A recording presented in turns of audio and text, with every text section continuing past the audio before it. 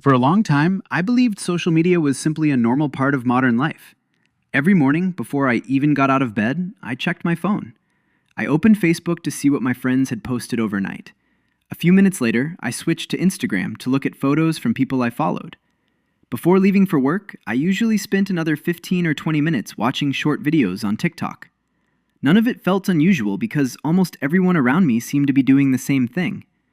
I never questioned the habit because it had quietly become part of my daily routine.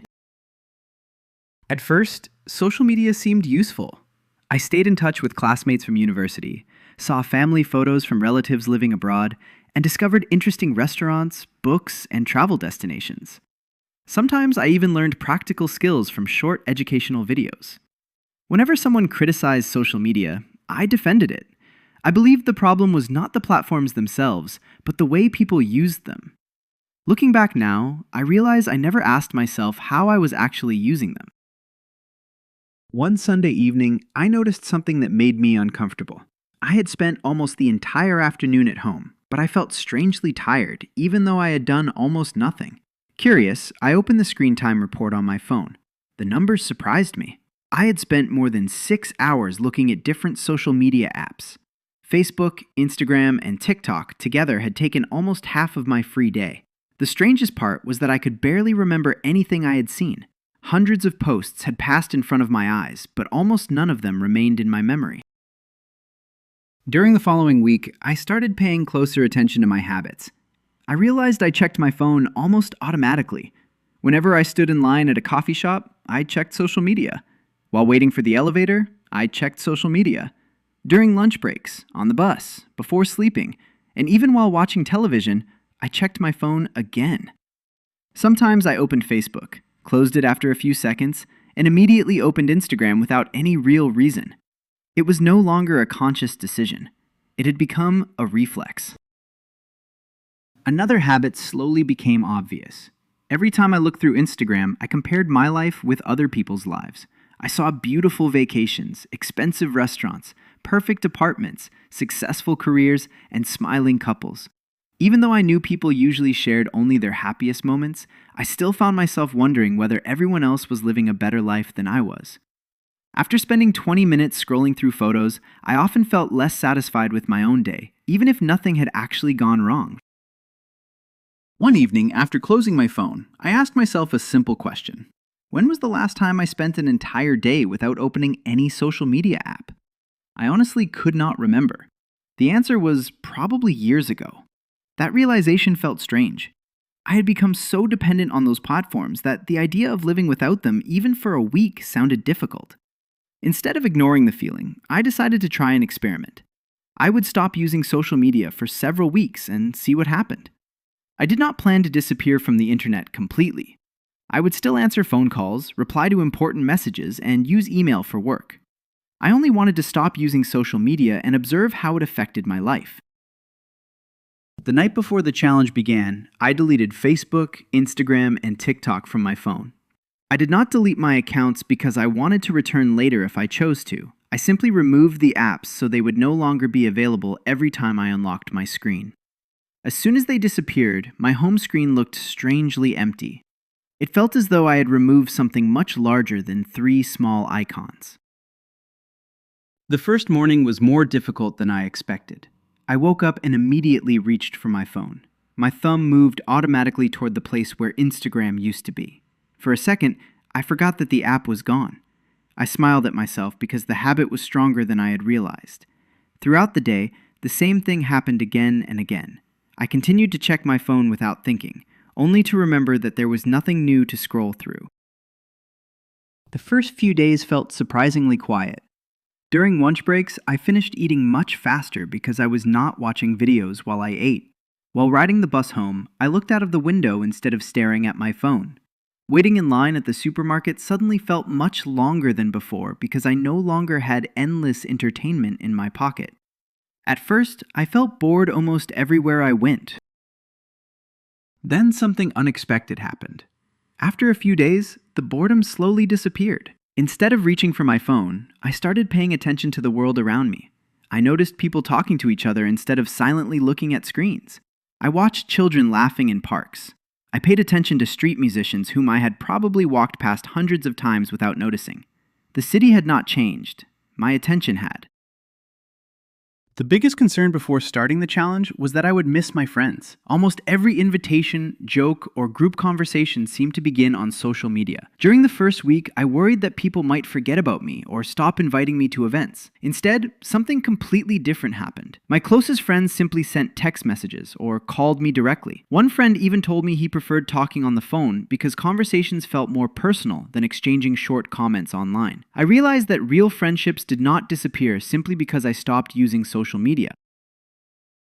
Around the second week, I noticed that I had much more free time than before. I had always complained that I never had enough time to read books, exercise regularly, or practice photography, which had once been my favorite hobby. Suddenly, I found myself finishing one novel after another. I started carrying a small camera during evening walks and took photographs of old buildings, trees, and quiet streets. On weekends, instead of lying on my couch scrolling endlessly, I spent time outside exploring parks I had never visited before. Those activities were not expensive or exciting in a dramatic way, but they made my days feel fuller. One Saturday morning, I visited a nearby botanical garden.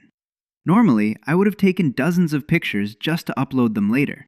This time, I left my phone in my backpack and simply walked slowly through the gardens.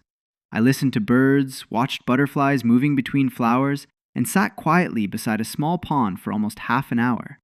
At one point, I realized I had experienced the entire morning without thinking about how it would look online. I was simply enjoying life instead of preparing it for other people to see. As the days passed, another change became impossible to ignore. I felt calmer. Before the experiment, my mind often jumped from one topic to another because every few seconds a new post, video, or headline demanded my attention. Without that constant stream of information, my thoughts became quieter. I found it easier to concentrate while reading, easier to finish work without distractions, and easier to relax in the evening. Even my sleep improved because I no longer spent an hour scrolling before going to bed.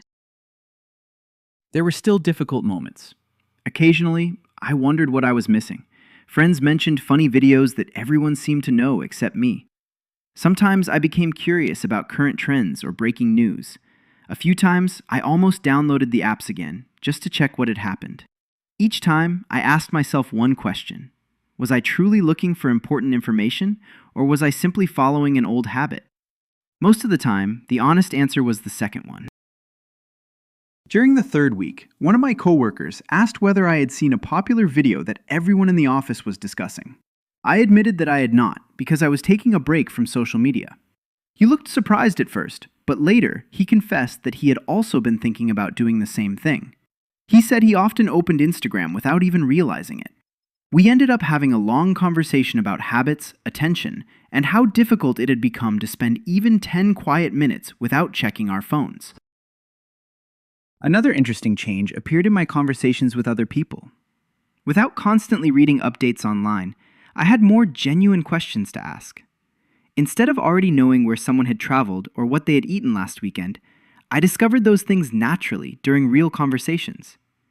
Friends shared stories in much greater detail because I had not already seen the pictures online. Those conversations felt more interesting and more personal. Toward the end of the challenge, I realized I was checking my phone much less overall. Deleting social media had changed the way I used my entire device. I still used maps, answered messages, listened to music, and read emails, but every action had a purpose. I no longer unlocked my phone simply because I had nothing else to do. The phone became a useful tool again, instead of a machine that constantly demanded my attention. One evening, while sitting on a bench in a nearby park, I thought about how different the previous few weeks had felt. My life had not become perfect. I still had stressful days at work. I still worried about money sometimes. I still had responsibilities and problems like everyone else.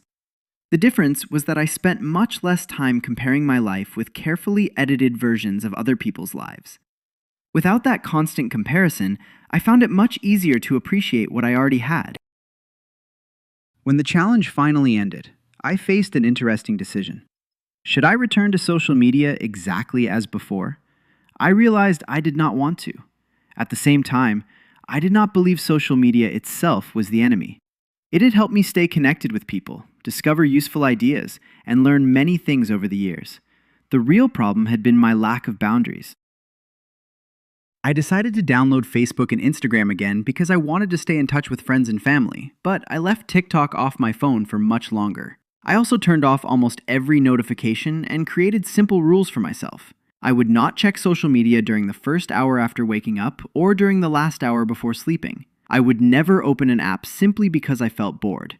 If I wanted to use social media, I would choose to do it intentionally instead of automatically. Those rules have made a surprising difference. I still enjoy seeing photos from friends and reading updates from people I care about, but I no longer feel trapped by endless scrolling. More importantly, I now recognize the warning signs. If I begin checking my phone every few minutes or comparing my life with strangers online, I know it is time to take another short break. Looking back, stopping social media for several weeks taught me much more than I expected. I learned that many of my habits were automatic rather than intentional. I discovered that I did not miss my friends nearly as much as I had feared because real friendships found other ways to stay connected. I learned that spending time outside, reading books, and simply sitting quietly were not boring activities. They became enjoyable once my attention stopped expecting constant entertainment. Most importantly, I realized that feeling calmer did not come from changing my entire life. It came from changing what I allowed into my mind every day. By spending less time scrolling through endless updates and more time experiencing my own life, I slowly became happier with the ordinary moments that had always been there. Now, whenever someone asks whether I think people should stop using social media completely, I always give the same answer. I do not believe everyone needs to delete every app. However, I do believe everyone should ask themselves one honest question. Are these platforms helping me enjoy life, or are they quietly replacing it? I asked myself that question one ordinary evening, and the answer changed the way I use my phone forever. Since then, I have spent more time outside, enjoyed more real conversations, worried less about what everyone else was doing, and discovered that the best moments in life often happen when nobody is watching a screen.